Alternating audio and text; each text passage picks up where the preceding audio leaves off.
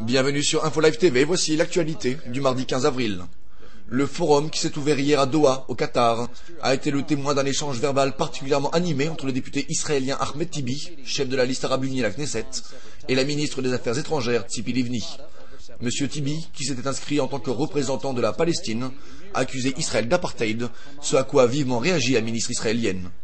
Madame Livni a par ailleurs affirmé que le contrôle de la bande de Gaza par le Hamas était un obstacle à la création d'un État palestinien.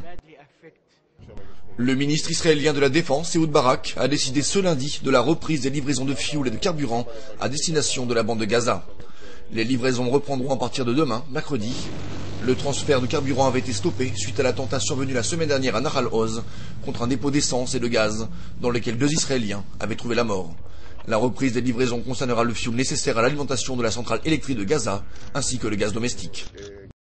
À l'approche des fêtes de Pessah, durant lesquelles de nombreux Israéliens aiment encore à se rendre sur les plages du Sinaï, les responsables sécuritaires israéliens ont lancé une mise en garde très sérieuse contre les risques d'une attaque imminente dans la péninsule du Sinaï. Selon les services de renseignement, les organisations terroristes auraient prévu de frapper les touristes israéliens présents dans le Sinaï pendant les vacances de Pessah.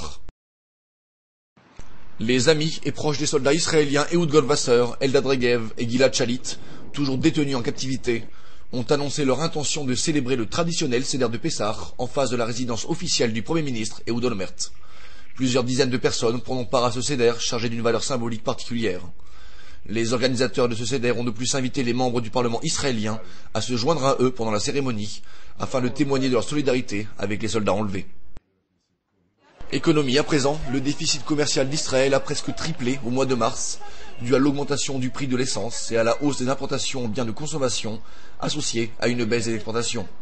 Le déficit, qui n'inclut cependant pas les transactions relatives aux diamants et à l'aéronautique, a atteint pour le mois de mars une valeur de 1,53 milliard de dollars. Enfin, des nouvelles de l'équipe de football du Beitar Yerushalayim pour refermer ce journal, ou plus exactement de ses supporters réputés particulièrement turbulents. Le club de la capitale comparaîtra devant un tribunal de l'association israélienne de football jeudi, suite à l'invasion du terrain par les supporters lors d'un match qui opposait leur équipe au Maccabi Herzliya. Le match avait dû être interrompu en raison des événements. Merci de nous avoir suivis sur InfoLive TV. Très bonne journée à tous.